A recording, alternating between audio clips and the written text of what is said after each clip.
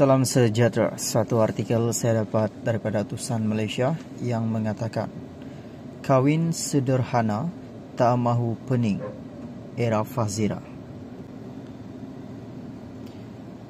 Jika peminat menjangkakan majlis perkahwinan penyanyi dan pelakon era Fazira akan mengulai kembali julukan Wedding Day of the Year dengan pelaminan serba megah atau disiarkan siaran langsung di stesen televisyen, anda akan hampa.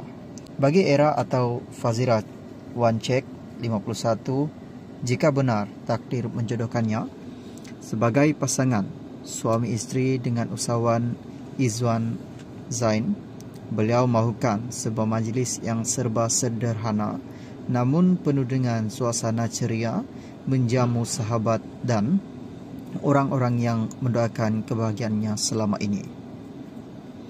Saya sudah pernah merasa majlis perkahwinan mewah, begitu juga dia, dalam Izwan.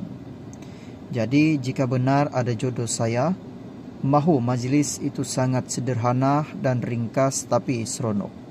Tidak mahu besar-besaran, itu impian saya. Cukuplah.